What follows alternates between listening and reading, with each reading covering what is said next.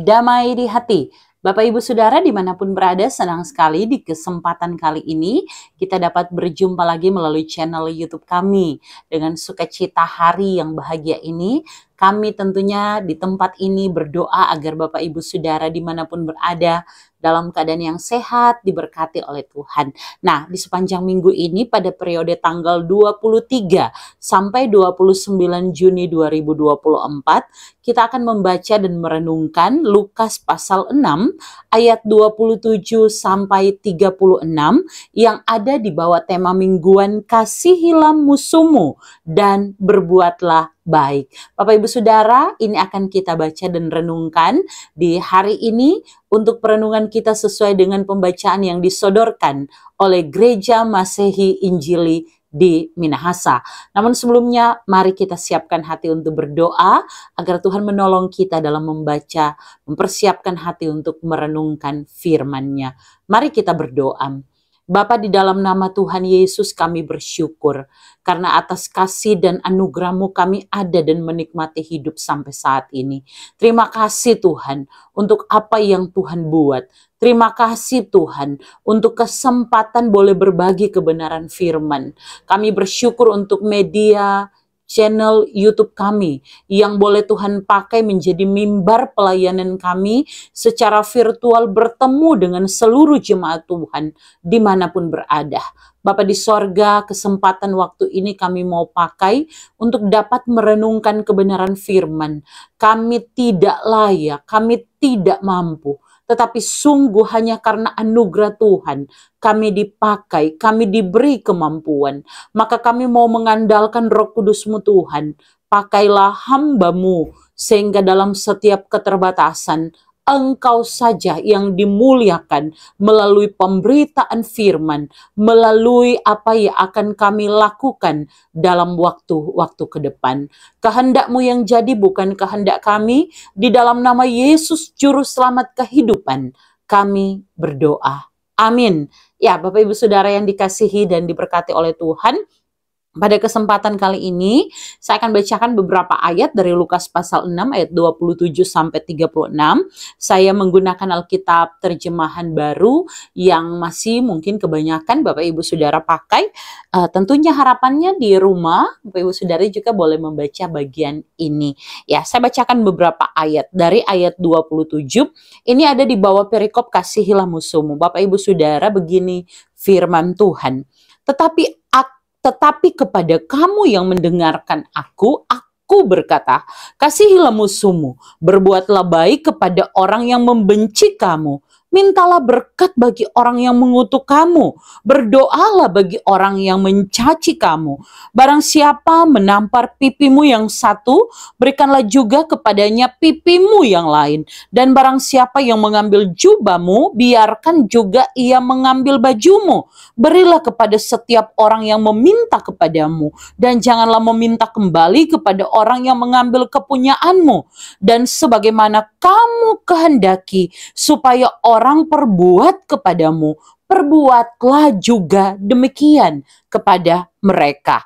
Kemudian ayat 36, hendaklah kamu murah hati, sama seperti Bapamu adalah murah hati. Ya, Bapak Ibu Saudara, kita tentunya bersyukur karena kita sudah ada hampir menapaki minggu terakhir di bulan Juni di tahun 2024 ini. Pemeliharaan Tuhan yang boleh kita rasakan dalam setiap kerja pelayanan, dan di bulan ini masih dalam semangat hari ulang tahun pekabaran Injil dan pendidikan Kristen, kita masih ada di bawah tema bulanan, saksikan dan kabarkan Injil, baik atau tidak baik waktunya. Kalau kita membaca di buku MTPJ, maka kita akan menemukan satu pengantar yang secara umum membawa kita kepada kesaksian tentang siapa Tuhan Yesus Kristus. Dia Allah yang datang ke dunia menjadi sama dengan manusia berdosa, manusia yang tidak menerima kedatangannya, tetapi manusia itu pula yang diampuni di dalam anugerah belas kasihan Tuhan. Sehingga karya Tuhan ini menjadi sebuah ajakan yang seharusnya dapat dijiwai oleh semua orang Kristen, bahwa kita harus mengasihi tanpa sekat dan batasan, termasuk kepada orang yang membenci kita.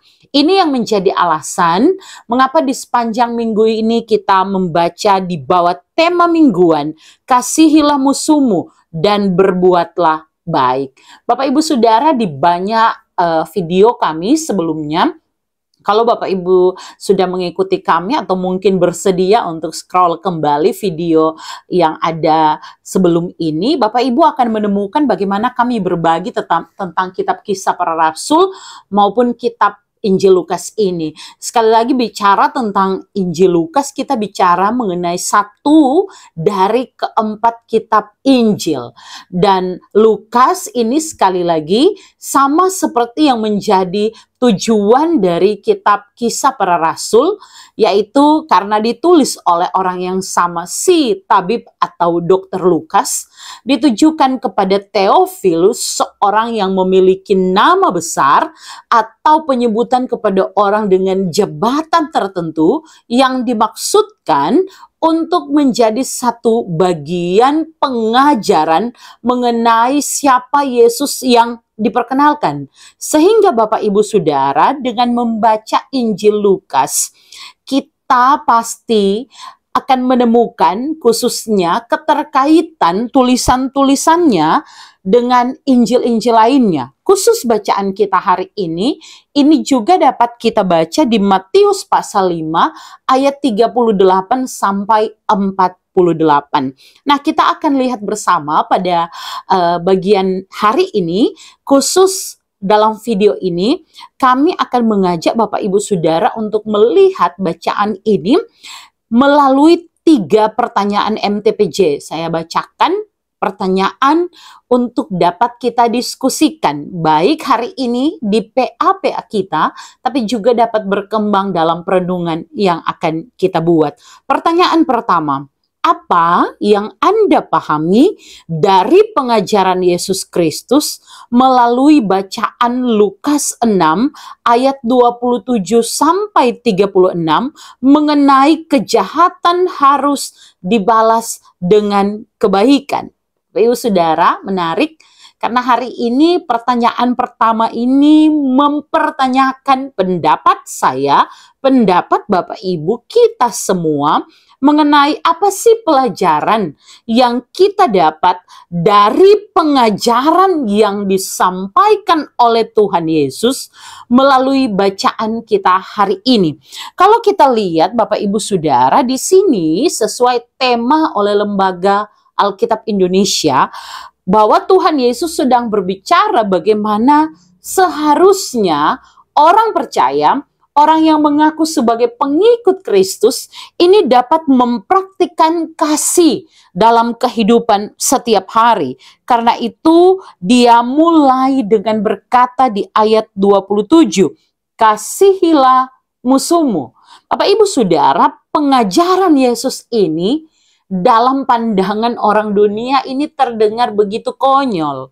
Mana mungkin dan apa untungnya? Dan apakah ini bukan terlihat sesuatu yang bodoh?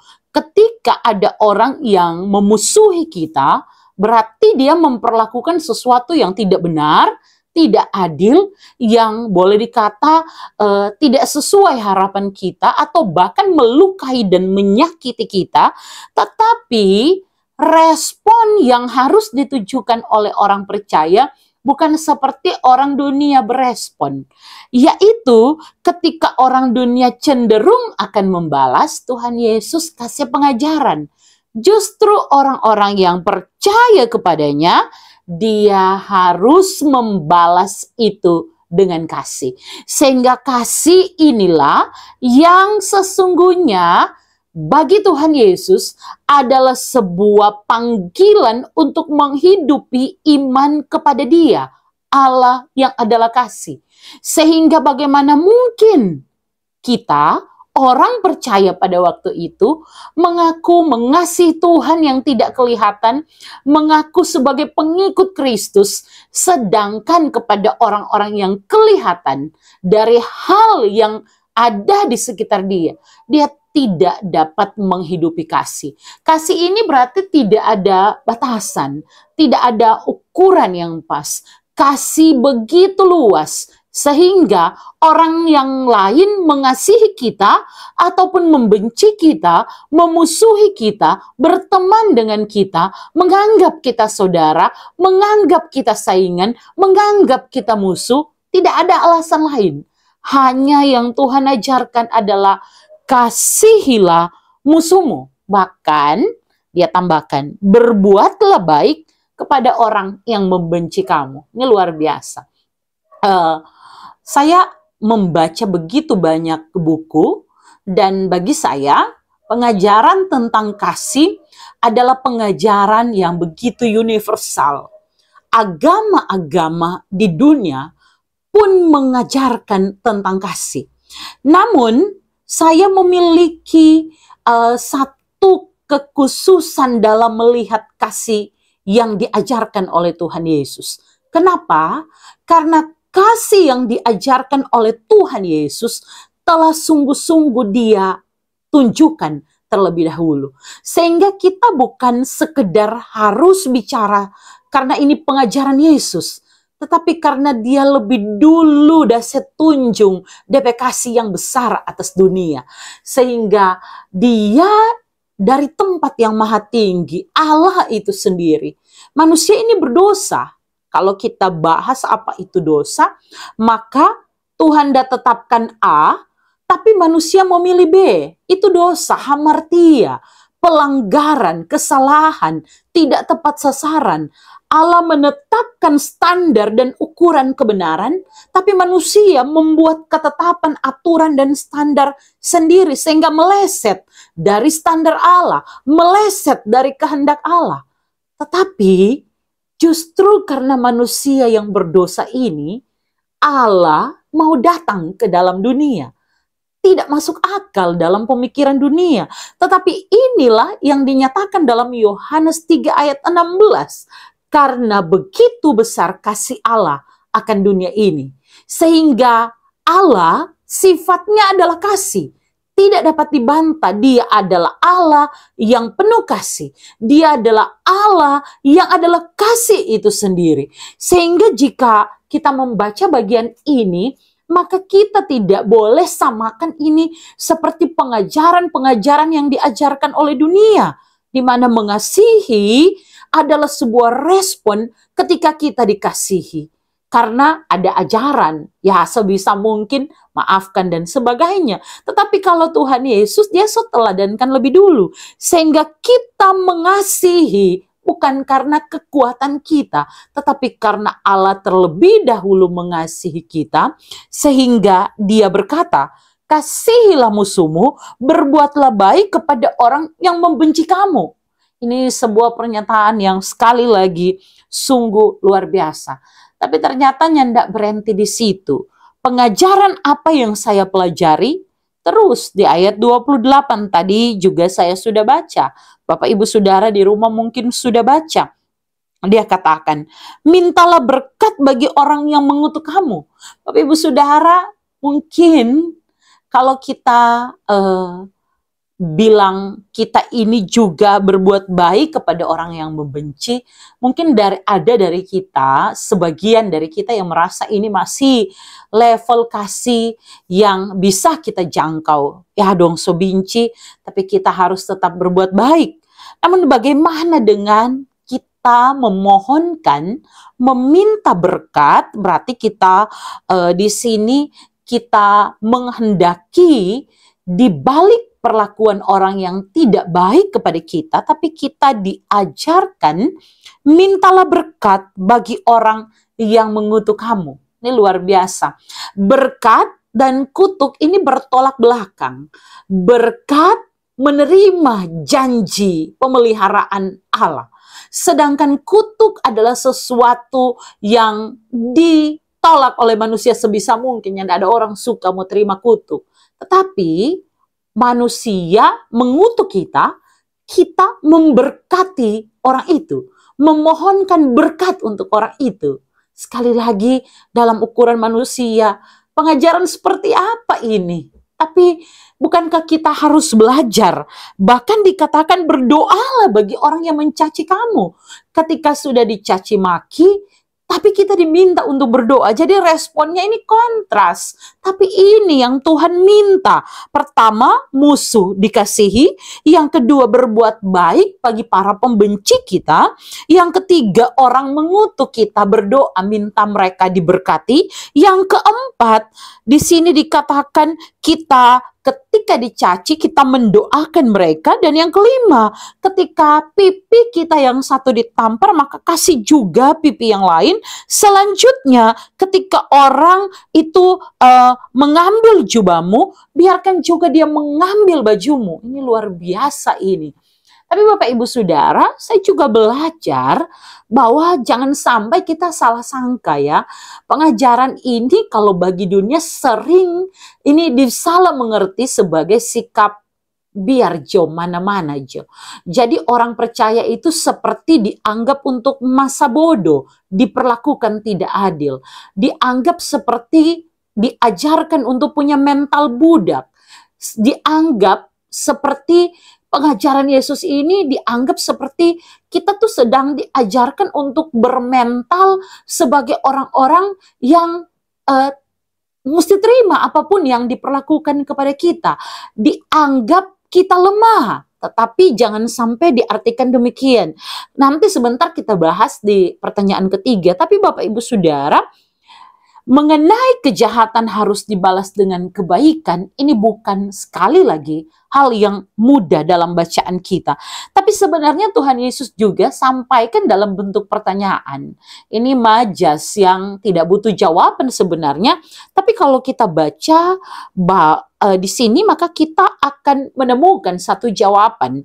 Sebenarnya di ayat 31, sebagaimana kamu kehendaki supaya orang perbuat kepadamu, perbuat juga demikian kepada mereka. Bapak Ibu Saudara, orang mana dari orang yang tidak pernah bikin dosa? Kalau memang setiap dosa harus berujung dengan maut dan hukuman, berapa kita tidak layak. Tetapi bukankah kita yang berdosa ini, kita yang tidak layak ini, kita tidak pantas ini untuk menerima pengampunan Tuhan, tapi kita diampuni, bahkan dia mengasihi kita, dia mau mati untuk kita, dia berkorban untuk kita. Sehingga kalau Allah memperlakukan kita seperti ini, masakan mungkin kita menutup hati, mengunci hati untuk dapat berlaku demikian juga kepada mereka yang mungkin membenci, mencaci, mengutuk kita sekalipun.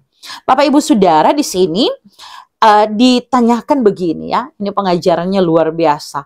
Jikalau kamu mengasihi orang yang mengasihi kamu, apa jasamu? Karena orang berdosa pun mengasihi juga orang yang mengasihi mereka. Tidak perlu dijawab, tapi ini pertanyaan yang luar biasa sekali. Kemudian ayat 33, sebab jikalau kamu berbuat baik kepada orang yang berbuat baik kepadamu, apakah jasamu? Orang-orang berdosa pun berbuat demikian.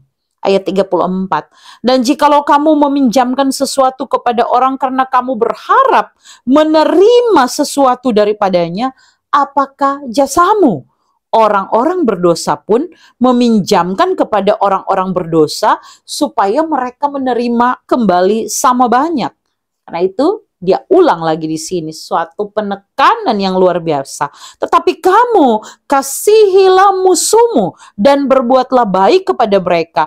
Pinjamkanlah dengan tidak mengharapkan balasan, maka upahmu akan besar dan kamu akan menjadi anak-anak Allah yang maha tinggi, sebab ia baik terhadap orang-orang yang tidak tahu berterima kasih dan terhadap orang-orang jahat. Siapa itu? Torang. Dia baik sekalipun kita hidup dalam dosa, sekalipun kita tidak melakukan kehendaknya, sekalipun kita melawan perintah-perintahnya.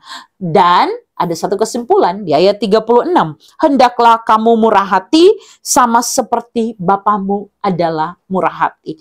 Jika dia adalah Allah yang murah hati, yang begitu terharu, begitu luar biasanya menunjukkan cintanya atas dunia.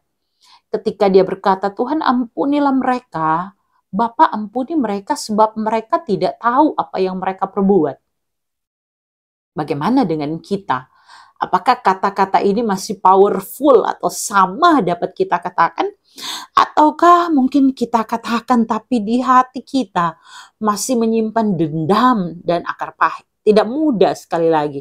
Tapi ini pengajaran Yesus yang bukan hanya saya dapat beritakan, Bapak Ibu dapat dengar, tapi kepada kita sama-sama Tuhan tuntut untuk dapat melakukannya. Kasihi musuh, berdoa bagi mereka yang mencaci kamu, berbuat baik kepada mereka yang membenci kamu. Sekali lagi, minta berkat bagi mereka yang mengutuk kamu. Berikan lebih jika orang pinjamkan jubahmu, sebisa kamu mungkin. Tapi ingat, ketika kita manusia berdosa mampu melakukan itu, bukan karena orang, tetapi karena Tuhan di dalam Roh Kudus-Nya yang membuat hati kita dapat melepaskan pengampunan, dapat menunjukkan kasih. Kasih sebagaimana Allah terlebih dahulu mengasihi kita. Mungkin itu menjawab pertanyaan yang pertama. Yang kedua, mengapa orang sulit meminta maaf dan memberikan maaf? Ya, Bapak Ibu Saudara, saya berulang kali pernah mendengar ada kata-kata atau kalimat seperti ini.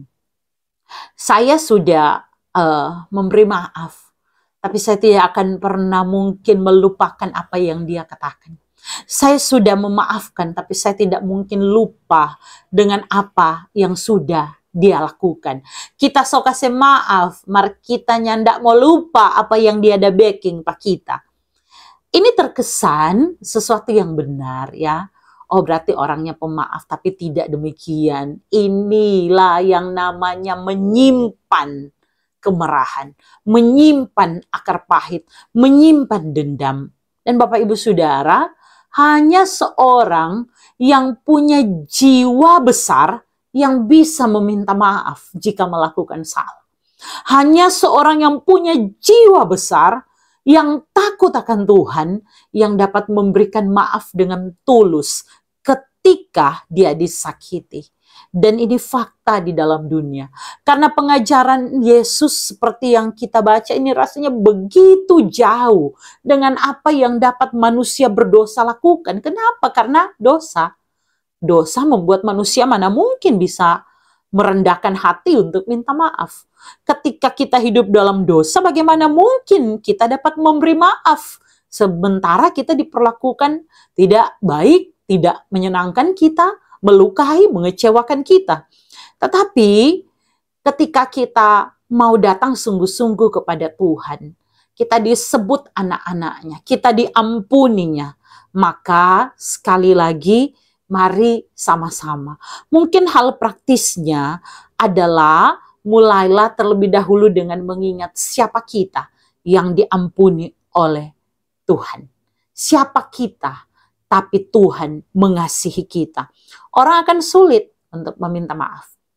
Tetap akan ada orang yang merasa begitu sulit untuk melupakan kesalahan orang. Tapi kita bisa mulai dengan mengingat betapa Allah mengasihi kita yang tidak layak, yang berdosa ini, yang seharusnya dihukum ini. Tapi dia tanggung hukuman untuk kita di kayu salib. Karena sekali lagi kasihnya yang besar. Ini adalah pelajaran penting bagi kita. Orang tua ajarkan anak dari kecil penting untuk berkata minta maaf. Dari kecil ajarkan anak-anak berikan maaf, memaafkan. Mulai dari keluarga. Suami bilang minta maaf ke istri. Untuk apa yang mungkin melukai. Istri jangan lupa berikan maaf kepada suami. Karena kemarahan yang disimpan akan jadi penyakit. Maka mengampuni, memaafkan, sulit tetapi kita saat kita lakukan, maka kita sementara membuang racun-racun dalam tubuh dan pikiran sehingga kita lebih tenang, lebih damai, lebih sukacita dalam hidup. Mungkin itu yang kedua. Yang ketiga Bapak Ibu Saudara, saya bacakan untuk kita semua. Jika ada orang Kristen yang menjadi korban ketidakadilan, seperti haknya diambil orang, difitnah, dilukai, dan kemudian membawa perbuatan-perbuatan orang jahat itu ke ranah hukum, agar aparat penegak hukum bisa menindak mereka, apakah tindakan tersebut masih sejalan dengan semangat berita Injil saat ini tentang mengasihi musuh dan berbuat baik? Bagaimana pendapat Anda tentang hal ini? Ya, jawaban saya, pendapat saya adalah masih sama. Ya, masih sama. Jadi memang ada hal-hal yang harus kita tanamkan di hati ya, bahwa kita ini bukan hakim atas kehidupan kita, diri, tubuh kita, apa yang kita punya itu pemberian Allah. Sehingga kehidupan kita pun ini adalah milik Tuhan. Sehingga ketika kita dalam kehidupan ini kemudian diperlakukan tidak baik, maka ini hubungannya dengan kita sendiri ya. Tetapi Bapak Ibu Saudara, ada hal-hal yang di luar dari itu yang harus dibawa pada porsinya. Tuhan menetapkan ada penegak hukum. Sehingga sebuah perkara yang kemudian ini solusinya adalah diserahkan kepada penegak hukum harus dibawa ke ranahnya. Diselesaikan di secara hukum ya, di pengadilan dan sebagainya. Tetapi juga ada hal-hal yang ini konsekuensinya atau bisa dikata ini nanti dapat diselesaikan ketika dibawa ke profesional lainnya. Dikomunikasikan dengan konselor, dikomunikasikan dengan dokter, dan ini harus dibawa. Sebaliknya adalah Bapak Ibu Saudara, masalah yang ditanyakan di sini, apakah ini masih termasuk tentang mengasihi musuh dan berbuat baik? Justru ini perbuatan baik kita. Ini bukti kasih kita. Sehingga perlakuan-perlakuan yang melanggar hukum kita serahkan kepada penegak hukum, ini bukti bahwa kita mengasihi. Kita mau selamatkan orang ini. Sehingga ketika dia mengikuti sesuai prosedur hukum, tentunya dengan mengedepankan, menjunjung nilai-nilai keadilan kebenaran, maka kita sedang menyelamatkan orang ini. Ini adalah bentuk kasih kita. Kasih bukan selalu kalau orang misalnya fitnah, kemudian harus kita balas dengan senyum dan langsung doakan di tempat itu ya. Tetapi juga ada hal-hal lain yang dapat kita buat, misalnya dengan kembali mengingatkan, ini loh konsekuensinya, ini seperti ini loh, mengingatkan dia melalui konselor, orang di sekitar, kakak rohani di gereja, keluarga, sehingga ini tidak menjadi dendam, akar masalahnya bisa dicabut. Ataupun misalnya milik kita ini diambil dengan paksa oleh orang. Bukan berarti kita sebagai orang percaya, biar orang mesti mengasihi orang yang berlaku tidak baik kepada kita, jadi biar ambil semua. Tidak seperti itu ya. Ini adalah sikap-sikap yang keliru juga memaknai bacaan ini. Tetapi kita laporkan ke penegak hukum, kita bersaksi dengan benar, kita menyampaikan sesuai dengan kebenaran, menjunjung nilai-nilai keadilan, dan ketika itu kita bawa ke ranah hukum, maka kita sedang mempersilakan Tuhan memakai para penegak hukum untuk bekerja dengan jujur dan juga tentunya dengan mengedepankan iman Kristen, sehingga harus orang bawah ya, supaya orang juga bisa bantu selesaikan secara hukum. Nah, masalahnya adalah apakah ini masih menunjukkan kita adalah pengikut Kristus yang mau mengasihi musuh kita, berdoa bagi mereka, meminta berkat untuk mereka? Itu bisa kita lakukan. Prosedur hukumnya berjalan, tetapi kita dengan hati harus beres terlebih dahulu. Jadi kita tahu ada ranahnya di ranah hukum, tapi kita harus beres dengan orangnya. Mengampuni, mengasihi, mendoakan, dan biarlah dalam kenan Tuhan saja, sehingga proses belajar orang itu kita topang, doakan, dan kita terima kembali dalam lingkungan, pergaulan, komunitas, gereja, persekutuan kita dengan sukacita. Ya, Bapak Ibu Saudara, saya memang cukup membaca banyak sekali kisah di mana ada orang-orang yang misalnya orang lain tuh menyebabkan kematian orang yang dikasihi, tetapi dia melepaskan pengampunan. Bagi saya ini level kasih yang luar biasa. Tapi Bapak Ibu Saudara, sekali lagi tanpa membuat kita gereja ini mengabaikan peran orang-orang profesional di bidang hukum, maka kita juga harus tahu pada porsi-porsinya. Jangan sampai justru sebaliknya ya, kita yang minta pengampunan Tuhan, diampuni Tuhan, tapi kita berat hati untuk mengampuni orang lain. Bapak Ibu Saudara, mungkin ini yang dapat dibagikan. Mari terus berdoa agar Tuhan terus menolong kita untuk punya hati yang mau mengampuni. Tuhan menolong kita agar di keluarga kita ada pengampunan, di komunitas kita ada pengampunan, dalam persekutuan kita ada hidup yang penuh kasih. Mari kita berdoa. Bapa di sorga, terima kasih untuk kebaikan-Mu. Ajar terus kami setia kepadamu Tuhan. Tidak mudah ketika hari ini Engkau kembali ingatkan kami tentang kasih-Mu yang besar atas dunia. Kami mau belajar mengasihi siapapun. Sekalipun orang yang tidak baik, mengecewakan, menyakiti kami. Kami mau belajar mengasihi. Tuhan, tinggallah di dalam hati kami. Roh Kudus, tolonglah kami, supaya kami boleh melakukan firman-Mu. Dan biar Tuhan melalui perenungan firman yang boleh dibagikan ini, kami pun boleh menjadi alat Tuhan, di tangan Tuhan, bagi kemuliaan nama Tuhan. Jangan Engkau biarkan kami menjadi orang-orang yang lemah, yang mudah dimanfaatkan, yang bermental budak, yang bermental pengemis, yang membuat kami merasa bahwa hidup Kristen terserah akan dilakukan apa, orang berbuat apa kepada kami. Tetapi Tuhan ajarkan kami untuk dapat mengasihi, dan dalam kasih itu kami bersedia hati mengingatkan orang, mengajar orang, mengajak orang untuk mengenal kasih yang sempurna di dalam Tuhan Yesus. Terima kasih Bapa di sorga, diberkati semua hamba-Mu, diberkati keluarga kami, sehingga sungguh kasih yang sejati itu ada di dalam hidup keluarga kami, persekutuan kami, gereja kami, khususnya di Gereja Masehi Injili di Minahasa. Terpuji nama-Mu, dalam nama Yesus kami berdoa. Amin. Bapak Ibu Saudara, akhirnya sampai jumpa. Tuhan Yesus memberkati. Shalom, damai di hati.